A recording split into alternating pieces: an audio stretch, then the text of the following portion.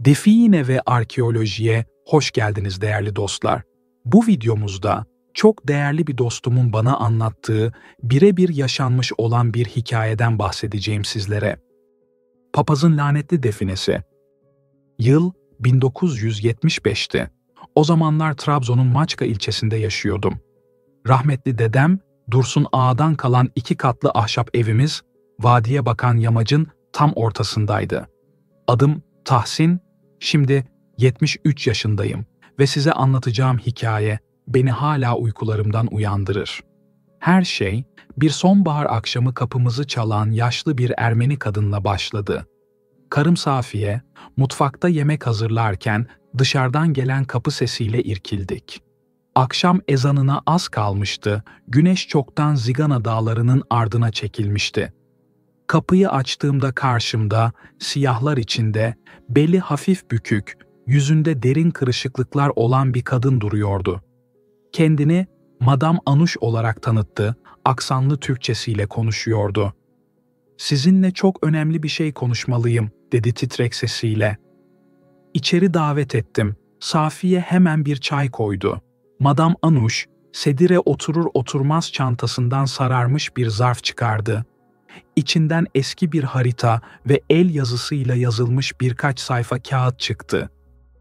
Bu mektup ve harita, 1916'da bu bölgede görev yapan büyük dedem Papaz Kirkor'a ait, dedi. Ölmeden önce bana verdi ve doğru kişiyi bulana kadar saklamam gerektiğini söyledi. Şimdi bu sırrı size emanet etmem gerektiğini hissediyorum. Mektuptaki yazılar Ermeniceydi ama haritada Türkçe notlar vardı. Madame Anuş mektubu bana okuyarak tercüme etmeye başladı. "Sevgili torunum, eğer bu mektup sana ulaştıysa artık zamanı gelmiş demektir." 1916 yılının karanlık günleriydi. Savaş her yeri kasıp kavuruyordu. Ben Sümela Manastırı'nda görevli bir papazdım.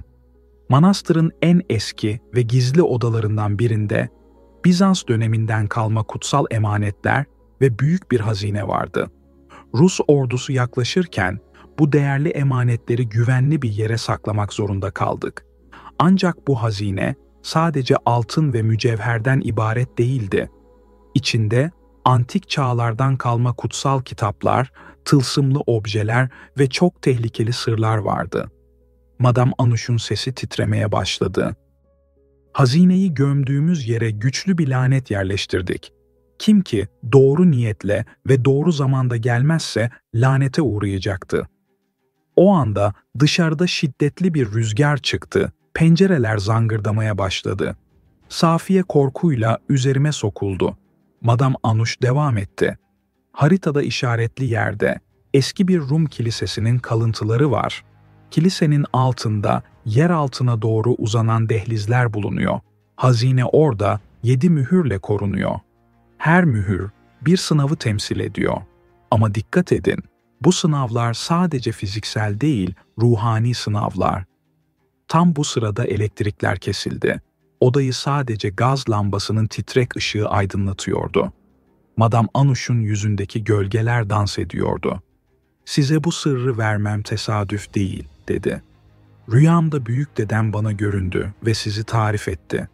Maçka'da yaşayan, gözleri kartal bakışlı, kalbi temiz bir adam bulacaksın," dedi.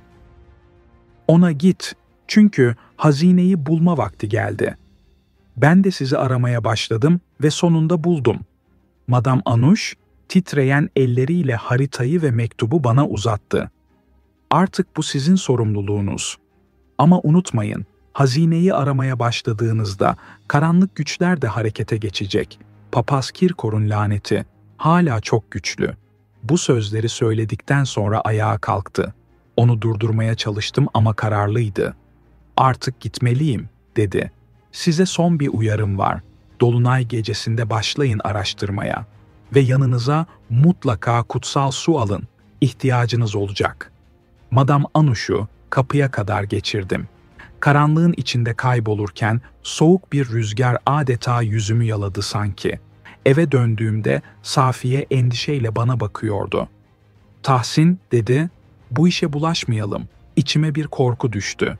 Ama ben çoktan kararımı vermiştim.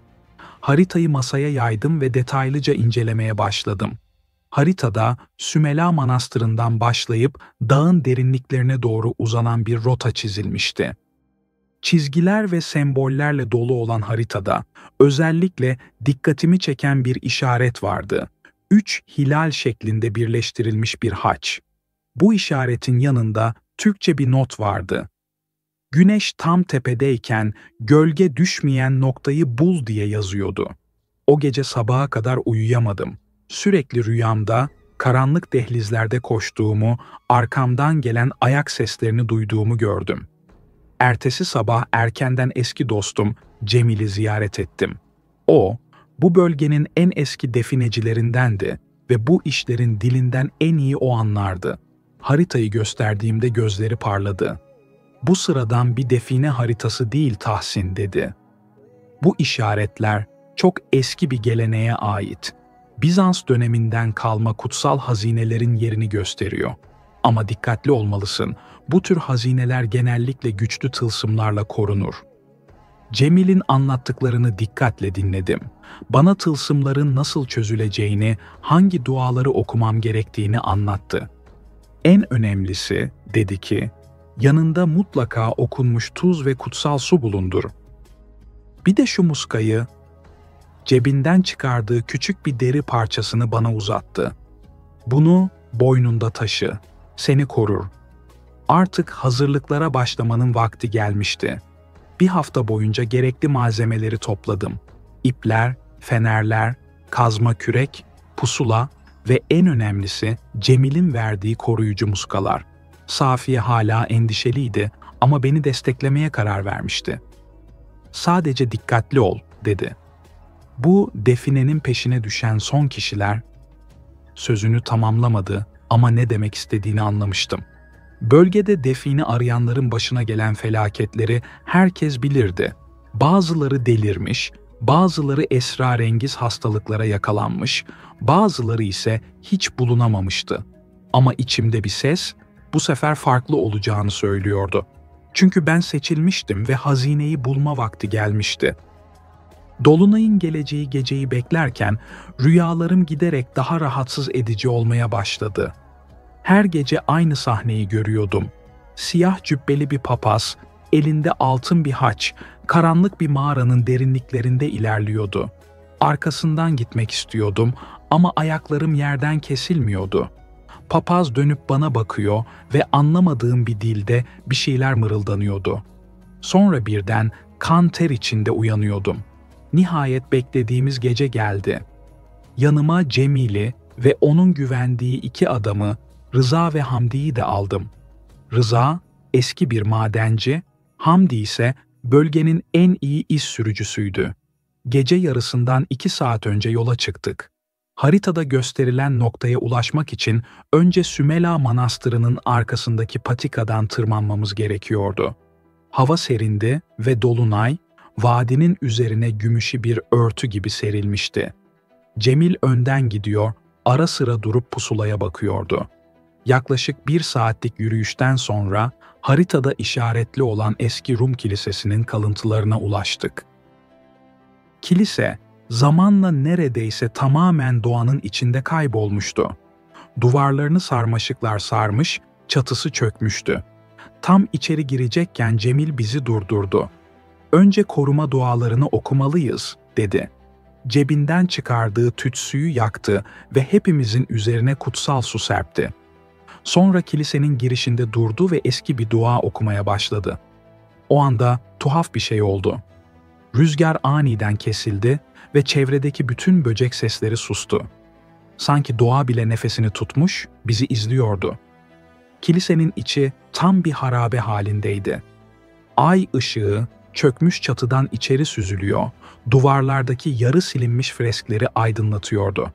Haritaya göre mihrabın altında gizli bir geçit olmalıydı.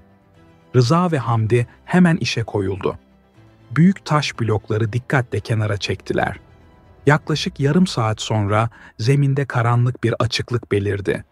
İçeriden nemli ve küf kokulu bir hava yükseliyordu. Fenerlerimizi yakıp içeri indik. Karşımızda uzun bir dehliz uzanıyordu. Duvarlar kesme taşlarla örülmüştü ve yer yer Bizans döneminden kalma semboller görülüyordu. Cemil öndeki sembolleri inceledi. "Bu işaretler bizi uyarıyor," dedi. "Burası 7 mühürle korunuyor. Her mühür bir sınavı temsil ediyor." Tam o sırada arkamızdan bir gürültü geldi. Hepimiz irkilip döndük. Girdiğimiz delik kendiliğinden kapanmıştı. Hamdi paniğe kapıldı. "Mahsur kaldık," diye bağırdı. Ama Cemil sakin görünüyordu. "Bu normal," dedi. "İlk sınav başladı. Korkmayın ve beni takip edin." İlerledikçe dehliz daralıyor ve alçalıyordu. Duvarlar artık çıplak elle dokunulabilecek kadar yakındı. Sonra birden dehliz genişledi ve kendimizi büyük bir odada bulduk. Odanın ortasında taştan bir sunak duruyordu. Sunağın üzerinde bronzdan yapılmış garip bir mekanizma vardı. 3 hilal şeklinde düzenlenmiş çarklar ve ortalarında bir haç. Haritadaki işaretin aynısı. Cemil mekanizmayı inceledi. "Bu bir kilit," dedi. "Doğru kombinasyonu bulmalıyız, yoksa..."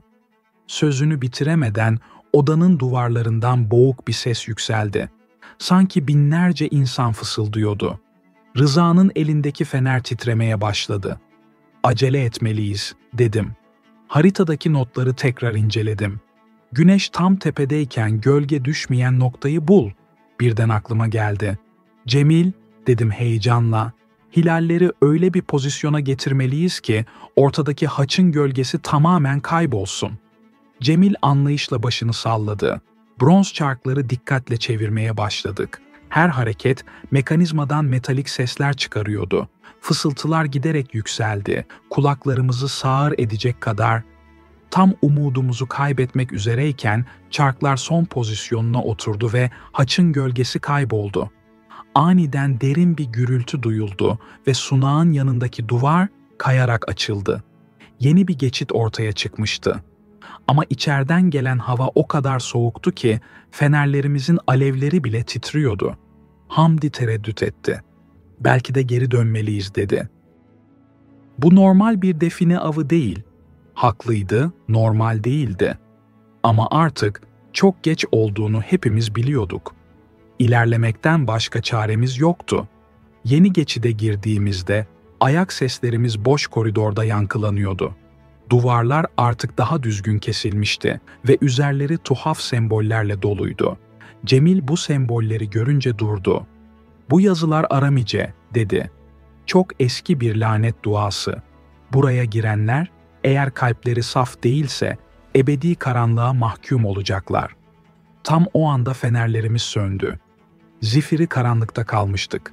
Panik içinde çakmakları ve yedek fenerleri yakmaya çalıştık ama hiçbiri çalışmıyordu. Karanlıkta bir şeyin bize doğru yaklaştığını hissedebiliyorduk. Soğuk ter sırtımdan aşağı süzülüyordu. Cemil'in sesi yankılandı. "Herkes el ele tutuşsun. Çabuk." Birbirimizi el yordamıyla bulduk ve daire oluşturduk. Cemil dualar okumaya başladı.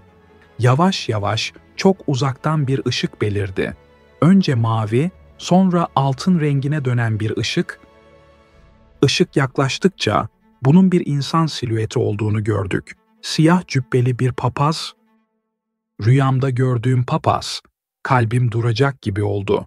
Papaz bize doğru yaklaşırken elindeki haç parlıyordu. Durdu ve aynı rüyamdaki gibi konuşmaya başladı. Ama bu sefer söylediklerini anlayabiliyordum. "İkinci mühre ulaştınız. Ama devam etmek için içinizdeki karanlıkla yüzleşmelisiniz." Papazın hayali yavaşça solmaya başlarken fenerlerimiz kendiliğinden yandı. Ama artık bulunduğumuz yer değişmişti. Kendimizi yuvarlak, kubbe tavanlı bir odada bulduk. Duvarlar boyunca 7 ayna dizilmişti ve her birinin üzerinde farklı semboller vardı. Rıza aniden bağırdı. "Aynalara bakın!" Hepimiz şaşkınlıkla dona kaldık. Aynalarda kendi yansımalarımız yerine hayatımızın en karanlık anıları canlanıyordu. Benim aynamda yıllar önce defineciliğe başladığım ilk günler vardı. Gençlik hırsıyla yaptığım hatalar, kırdığım kalpler, verdiğim sözler. Cemil'in aynasında ise eski bir mezarlıkta yaşanan korkunç bir olay canlanıyordu. Hamdi ve Rıza da kendi geçmişlerinin hayaletleriyle yüzleşiyorlardı. "Bu aynalar ruhumuzu okuyor," dedi Cemil titrek bir sesle. "İkinci mühür, vicdan sınavı." Tam o anda odanın ortasındaki zeminde bir yazı belirdi. "Günahlarınızla yüzleşin ve içinizdeki karanlığı kabul edin. Ancak o zaman yol açılacak." Her birimiz kendi aynamızın önünde durduk. Geçmişimizin en karanlık anıları bir film şeridi gibi akıyordu. Ben, defineci olarak başladığım yolculukta yaptığım tüm hataları, verdiğim zararları görüyordum. Gözlerimden yaşlar süzülmeye başladı. "Affet beni," diye fısıldadım. O anda aynadaki görüntüler değişti. Artık orada kendimi görüyordum ama bambaşka bir şekilde. Daha bilge, daha olgun, hatalarından ders almış bir adam. Diğerleri de benzer deneyimler yaşıyordu. Rıza hıçkırarak diz çökmüştü. Hamdi sessizce dua ediyordu. Cemil ise gözlerini aynadan ayırmadan konuştu. "Karanlığımızı kabul etmeden ışığa ulaşamayız." Birden bütün aynalar parlamaya başladı ve odanın zemininde yeni bir geçit açıldı. Ama devam etmeden önce hepimiz birbirimize baktık. Artık aramızda görünmez bir bağ oluşmuştu. Paylaştığımız bu deneyim bizi değiştirmişti. Yeni geçit bizi aşağıya, daha derinlere götürüyordu. Merdivenler sanki sonsuza kadar uzanıyordu. İnerken duvarların üzerindeki freskleri fark ettik. Bu freskler bir hikaye anlatıyordu. Bizans döneminde yaşanmış kutsal bir olayı. Cemil freskleri inceledi.